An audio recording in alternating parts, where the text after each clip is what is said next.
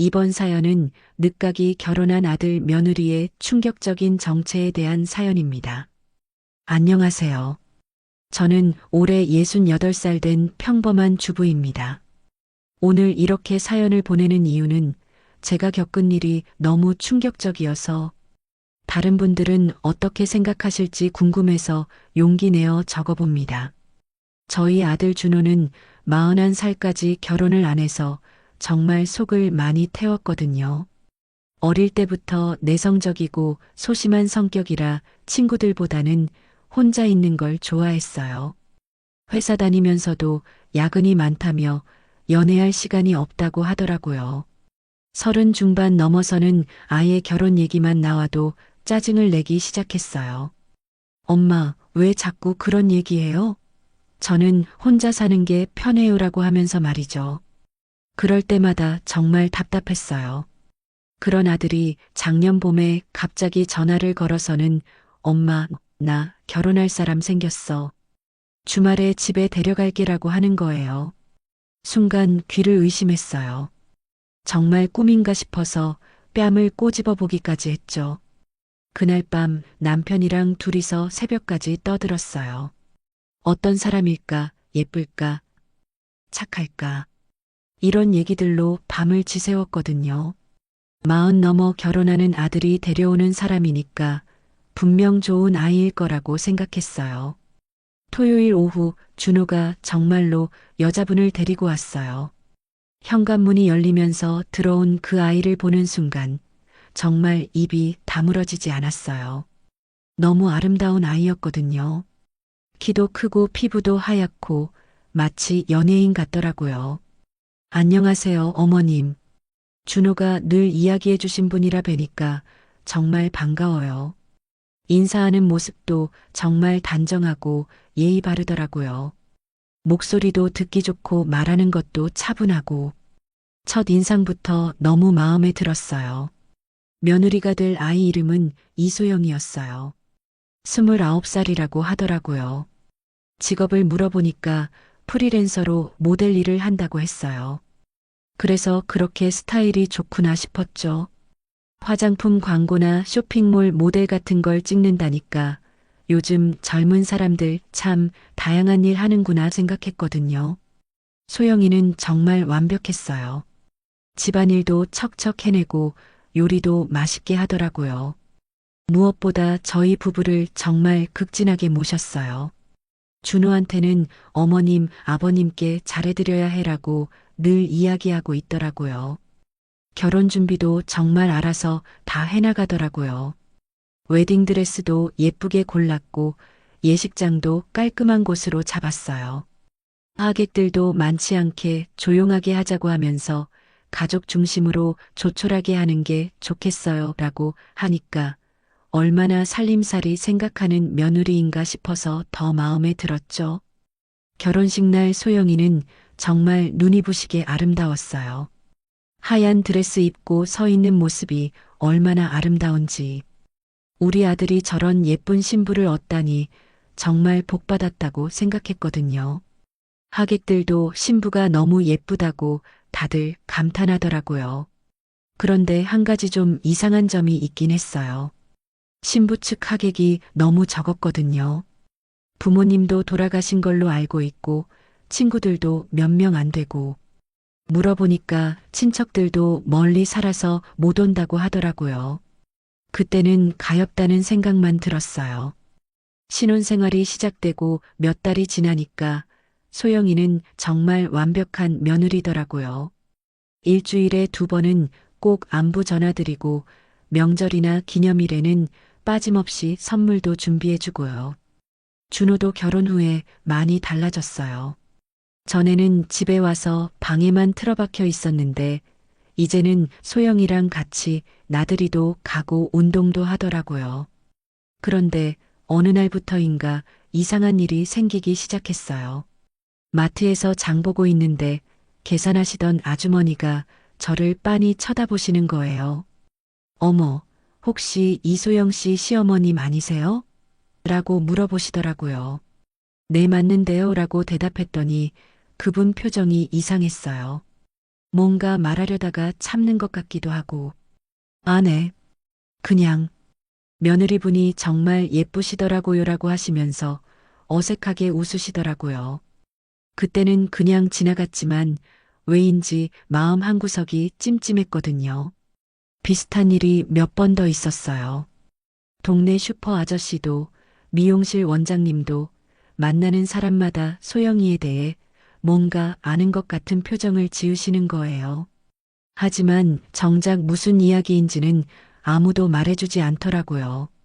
어느 날은 아파트 엘리베이터에서 평소에 인사 나누던 아주머니가 저를 보자마자 갑자기 표정이 굳어지면서 다음 층에서 황급히 내리시더라고요. 정말 이상했어요. 준호한테 이런 얘기했더니 엄마 소영이가 예뻐서 그런 거 아니에요? 사람들이 신기해하는 거지라고 하더라고요. 그럴 수도 있겠다 싶어서 넘어갔는데 마음 한구석의 불안감은 쉽게 사라지지 않았어요. 결혼한 지 반년쯤 되었을 때 일이에요. 소영이가 감기에 걸려서 며칠 동안 집에서 쉬고 있다고 하더라고요. 걱정이 돼서 죽을 끓여 갖다 주려고 했는데 준호가 괜찮다며 말리면서 소영이가 조용히 쉬고 싶어 해요라고 하더라고요. 그런데 그날 저녁에 동네 친구 순자 언니한테서 급한 전화가 왔어요. 영희야, 네가 지금 당장 와봐야겠다. 중요한 얘기가 있어라고 하시는 거예요. 목소리가 너무 심각해서 뭔가 큰일이라도 생겼나 싶어 바로 달려갔죠. 순자 언니 집에 가보니까 언니 딸이랑 며느리도 와 있더라고요.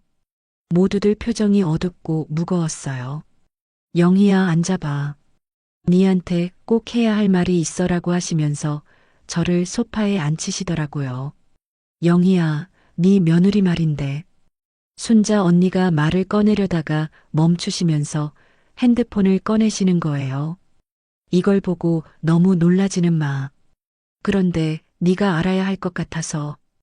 핸드폰 화면에는 인터넷 사이트가 열려 있었어요.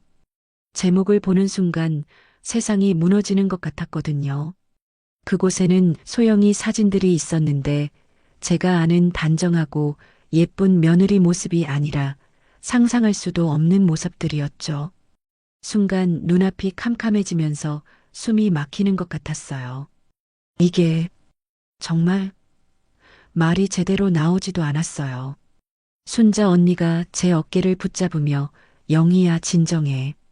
아직 확실한 건 아니니까라고 하셨지만 그 사진 속 얼굴은 분명히 우리 며느리였어요. 그날 밤 집에 돌아와서도 한잠도 자지 못했어요. 순자 언니가 보여준 그 화면이 계속 머릿속에서 맴돌았거든요. 정말 그게 우리 소영이일까? 아닐 거야. 그냥 닮은 사람이겠지. 그런 생각들로 머릿속이 복잡했어요.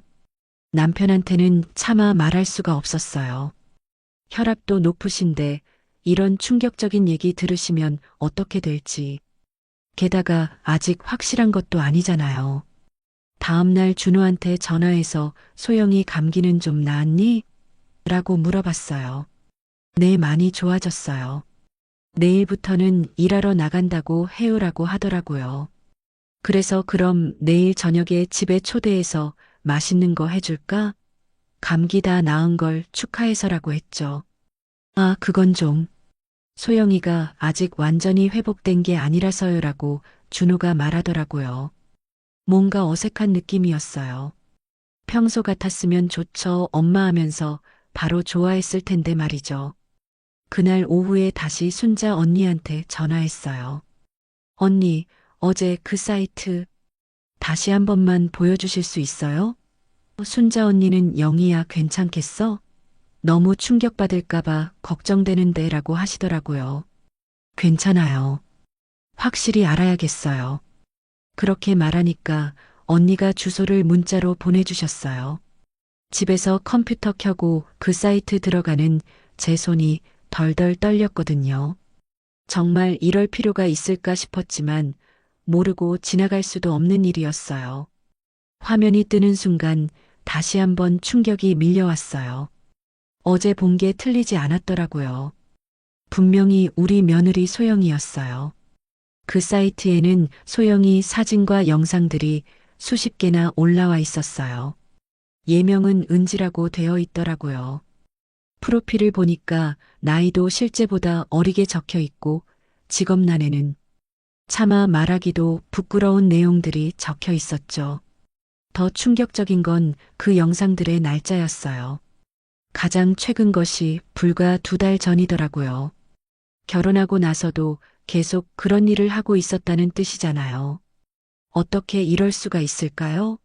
낮에는 우리한테 와서 어머님 아버님 하면서 인사하고 밤에는 손이 덜덜 떨려서 마우스를 제대로 잡을 수가 없었어요.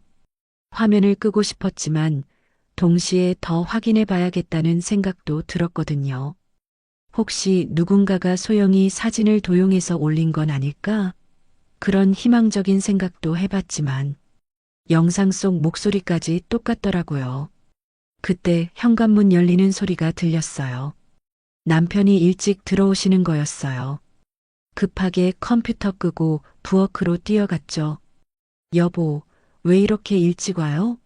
라고 물어봤는데 제 목소리가 떨리는 걸 남편이 눈치채신 것 같더라고요. 왜 그래? 얼굴이 새하얗네. 어디 아파? 라고 걱정하시더라고요. 아니에요. 그냥 좀 피곤해서요라고 대답했지만 남편은 계속 제 눈치를 보시더라고요. 그날 저녁 내내 밥도 제대로 못 넘겼어요. 평소 같았으면 준호 얘기, 소영이 얘기로 시간을 보냈을 텐데 입에서 그 이름들이 나오지 않더라고요. 남편이 며느리는 감기 다 나았대? 라고 물어보실 때마다 가슴이 철렁했어요. 며칠 동안 잠을 제대로 자지 못했어요. 눈만 감으면 그 끔찍한 화면들이 떠올랐거든요. 어떻게 해야 할지, 누구한테 얘기해야 할지, 준호한테 말하면 큰일 날 것 같고 남편한테는 더더욱 말할 수 없고 일주일이 지나서야 겨우 마음을 정했어요. 직접 소영이를 만나서 이야기해 보기로 한 거죠.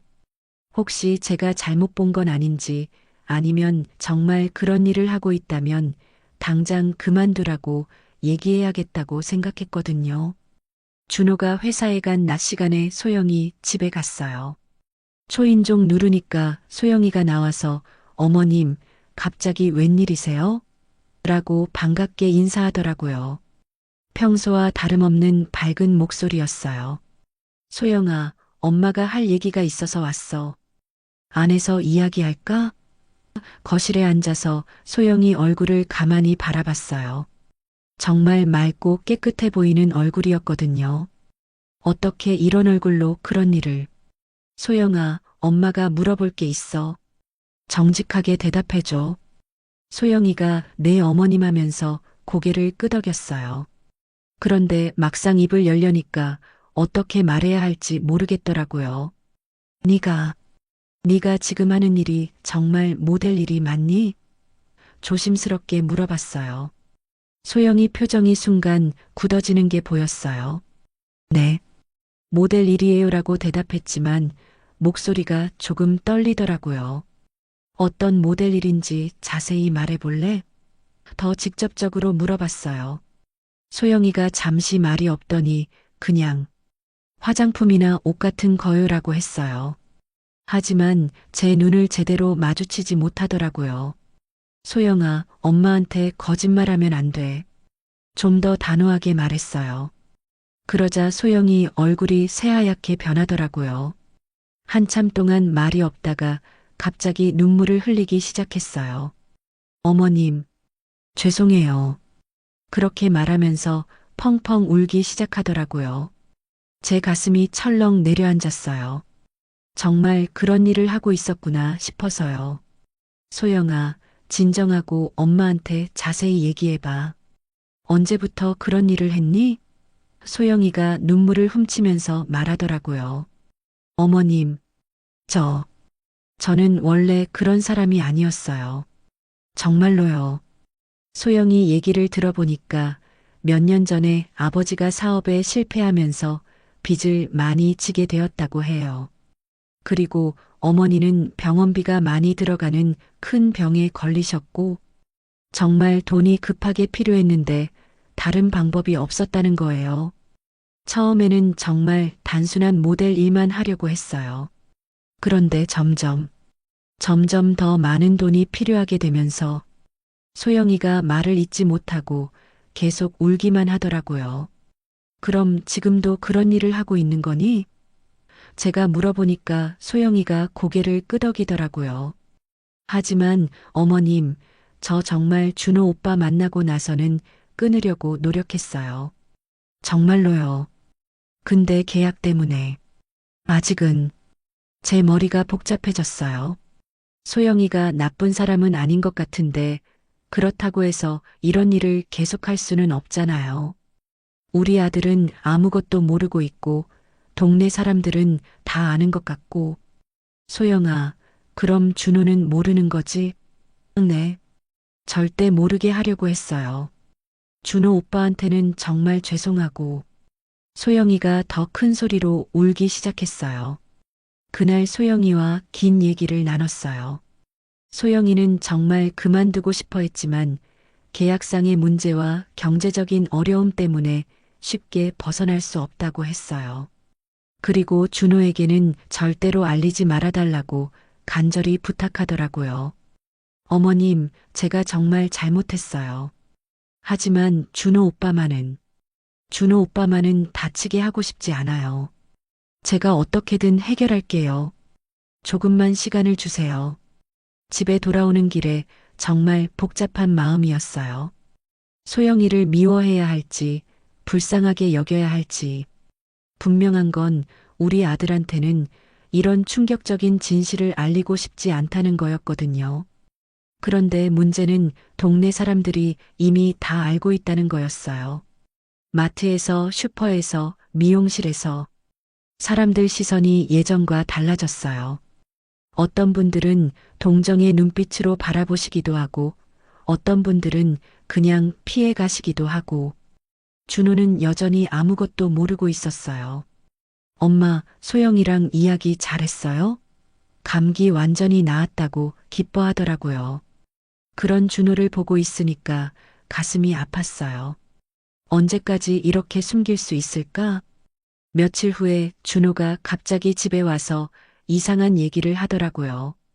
엄마, 회사 사람들이 자꾸 이상한 농담을 해요. 무슨 내 아내가 유명하다는 둥. 도대체 무슨 소리인지 모르겠어요. 그 순간 제 가슴이 철렁했어요. 드디어 준호 주변에도 소문이 퍼지기 시작한 거구나. 그냥 소영이가 예뻐서 그런 소리 하는 거 아닐까? 애써 태어난 척 했지만 마음은 정말 불안했어요. 일주일이 더 지났을 때 정말 피하고 싶었던 일이 일어났어요. 준호가 평소보다 일찍 집에 와서는 거실 소파에 털썩 앉더니 얼굴이 새하얗게 질려 있는 거예요. 엄마. 준호가 저를 부르는 목소리가 평소와 달랐어요. 엄마, 소영이에 대해서 뭔가 아시는 거 있어요? 제 심장이 쿵쾅거리기 시작했어요. 드디어 이 순간이 온 거구나. 왜 그런 소리를 하니? 아직은 모르는 척 하려고 했어요. 하지만 준호 표정을 보니까 이미 뭔가 알고 있는 것 같았거든요. 엄마, 회사 후배가 저한테 이상한 동영상을 보여줬어요. 준호가 떨리는 목소리로 말하더라고요. 그게 소영이 같은데. 순간 세상이 무너지는 것 같았어요. 제가 그토록 피하고 싶었던 순간이 드디어 온 거였죠. 준호는 계속 말을 이었어요. 처음에는 그냥 닮은 사람인 줄 알았어요. 세상에 그런 일이 어디 있겠어요. 우리 소영이가. 근데 자세히 보니까 정말 소영이었어요. 준호가 머리를 감싸 쥐고 앉아 있는 모습을 보니까 가슴이 찢어질 것 같았어요. 어떻게 위로해야 할지, 뭐라고 말해야 할지. 엄마는 알고 계셨어요? 준호가 저를 쳐다보며 물어보더라고요. 그 눈빛에 배신감이 담겨 있는 게 보였어요. 준호야. 더 이상 숨길 수가 없었어요. 엄마도 며칠 전에 알게 됐어. 소영이랑 이야기도 해봤고, 엄마도 알고 계셨으면서 왜 저한테 말씀 안 하셨어요? 준호가 화가 난 목소리로 물어보더라고요. 제가 바보처럼 모르고 있는 동안 사람들은 다 알고 있었던 거 아니에요? 준호야, 엄마가 너한테 상처 주고 싶지 않아서 제 눈에서도 눈물이 나기 시작했어요. 상처요? 지금이 더 상처예요. 준호가 소리를 지르더라고요. 회사 사람들이 저를 보는 눈빛, 동네 사람들이 수군거리는 것들, 저만 몰랐던 거잖아요. 준호 말이 맞았어요. 저는 아들을 보호한다고 생각했지만 사실은 더 큰 상처를 준 거였죠. 준호는 계속 말했어요. 소영이는 뭐라고 했어요? 설마 지금도 그런 일을 하고 있는 건 아니죠? 제가 대답하지 못하고 있으니까 준호가 알아차렸나 봐요. 지금도 하고 있다는 거예요? 목소리가 더 떨리더라고요. 준호야, 소영이 이야기를 들어보면 소영이를 변호하려고 했지만 준호가 말을 끊더라고요. 무슨 이야기요? 무슨 이유가 있다고 해도 결혼하고 나서도 그런 일을 계속하는 게 말이 돼요? 저한테는 거짓말하면서 준호가 맞는 말이었어요.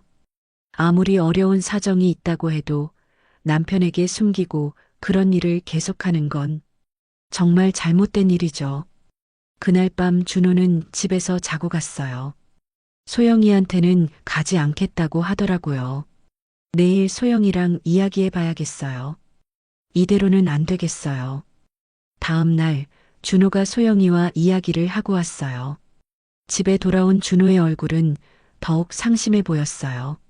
엄마, 소영이가 정말 충격적인 이야기를 하더라고요. 준호가 기운 없는 목소리로 말했어요. 사실 소영이 부모님이 돌아가신 게 아니라 지금도 살아계시대요. 제가 깜짝 놀라서 그럼 왜 그런 거짓말을? 이라고 물어보니까 준호가 더 충격적인 이야기를 하더라고요.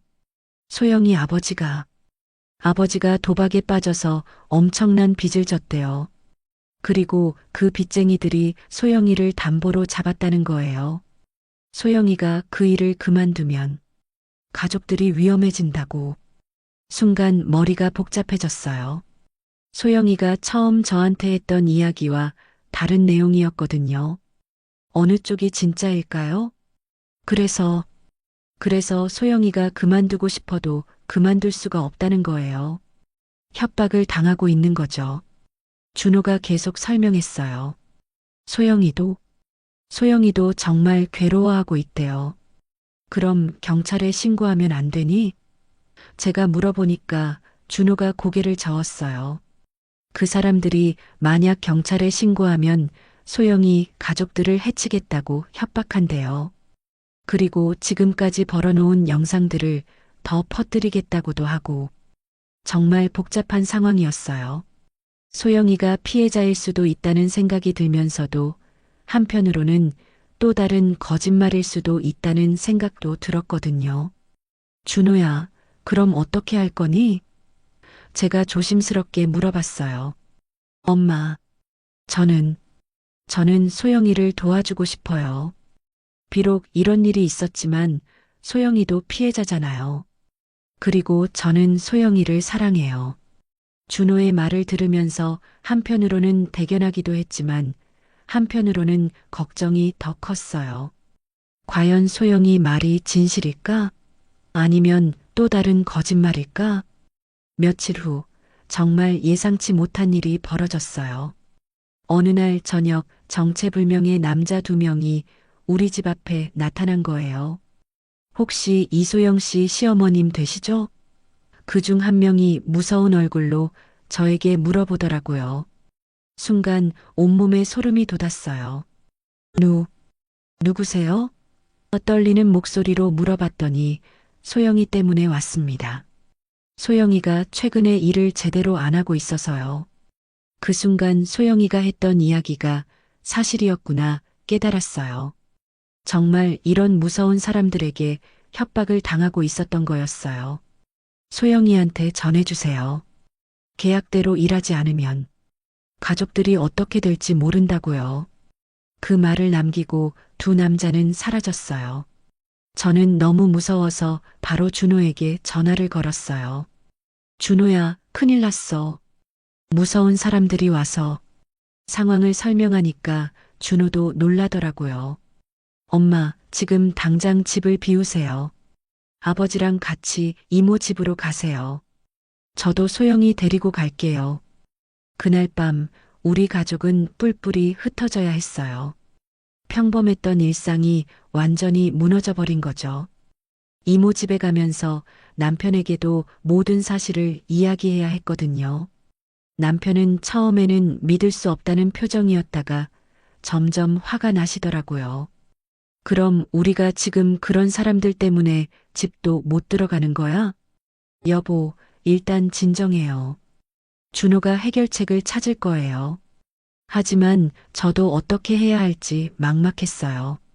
이모 집에서 며칠을 지내는 동안 준호와 소영이는 해결책을 찾기 위해 이곳저곳을 뛰어다녔어요. 경찰서에도 가보고 변호사와도 상담해보고 그런데 놀라운 사실이 밝혀졌어요. 소영이를 협박하던 그 조직이 이미 경찰의 수사망에 걸려 있었다는 거예요. 여러 여성들을 상대로 같은 수법을 써왔던 거죠. 어머님, 경찰에서 그러는데 소영이가 증언을 해주면 그 사람들을 잡을 수 있대요. 준호가 희망적인 소식을 가져왔어요. 하지만 소영이는 여전히 두려워했어요. 혹시 실패하면 우리 가족이 위험해져요. 그리고 지금까지의 영상들이 더 퍼지면 소영아, 이대로 계속 살 수는 없잖니? 제가 소영이를 설득했어요. 용기를 내봐. 우리가 다 도울게. 며칠간의 고민 끝에 소영이가 용기를 냈어요. 경찰에 정식으로 신고하고 그 조직의 실체를 폭로하기로 한 거죠. 수사가 진행되면서 놀라운 사실들이 밝혀졌어요. 그 조직은 수십 명의 여성들을 이용해서 불법 촬영을 해왔고 협박과 강요로 그들을 통제해왔던 거예요. 소영이도 그 피해자 중 한 명이었던 거죠. 어머님, 정말 죄송해요. 처음부터 진실을 말씀드렸어야 했는데 소영이가 눈물을 흘리며 사과했어요. 괜찮아, 소영아. 너도 어쩔 수 없었던 거잖니. 이제야 소영이의 진짜 속마음을 알 수 있었어요. 수사가 끝나고 그 조직이 전부 검거되면서 우리 가족은 다시 평범한 일상으로 돌아갈 수 있었어요. 소영이도 그 끔찍한 일에서 완전히 벗어날 수 있게 되었고요. 하지만 상처는 쉽게 아물지 않았어요. 동네 사람들의 시선도 그렇고 준호와 소영이의 관계도 예전 같지 않았거든요. 엄마, 저희 잠시 이사를 가려고 해요. 준호가 어느 날 말하더라고요. 새로운 곳에서 다시 시작하고 싶어요. 마음이 아팠지만 그게 그들에게 최선일 거라는 생각이 들었어요. 이곳에는 너무 많은 상처와 기억들이 남아있으니까요. 소영이와 작별 인사를 나누면서 그 아이가 진심으로 뉘우치고 있다는 걸 알 수 있었어요. 어머님, 정말 죄송했어요. 그리고 감사했어요. 저를 포기하지 않고 끝까지 도와주셔서. 소영아, 이제 정말 새로운 시작이야. 준호랑 행복하게 살아. 그렇게 말하면서도 가슴 한구석은 여전히 아팠어요. 몇 달 후 준호에게서 연락이 왔어요. 엄마, 저희 새 직장도 구했고 소영이도 정말 열심히 살고 있어요. 그리고 좋은 소식이 있어요. 무슨 소식? 이라고 물어보니까 소영이가 임신했어요. 라고 하더라고요. 순간 눈물이 왈칵 쏟아졌어요. 그 힘들고 복잡했던 시간들을 지나 드디어 우리 가족에게도 새로운 희망이 생긴 거예요. 지금 생각해보면 그 모든 일들이 우리 가족을 더 단단하게 만들어준 것 같아요. 진실을 마주하는 것은 고통스럽지만 그 진실을 이겨내고 나면 더 강해질 수 있다는 걸 배웠거든요. 소영이의 과거는 지울 수 없지만 그 아이가 진심으로 뉘우치고 새로운 사람이 되려고 노력하는 모습을 보면서 용서와 포용의 의미를 다시 한번 깨달았어요. 이제 곧 손주를 안을 생각을 하니 설레어요. 아마 그 아이에게는 할머니가 들려줄 수 있는 가장 소중한 교훈이 될 거예요. 인생에는 실수도 있고 상처도 있지만 그것을 이겨내고 다시 일어서는 것이 진짜 용기라는 걸 말이에요. 여러분들은 제 이야기를 어떻게 생각하시나요? 제가 한 선택이 옳았을까요? 댓글로 여러분의 생각을 들려주세요.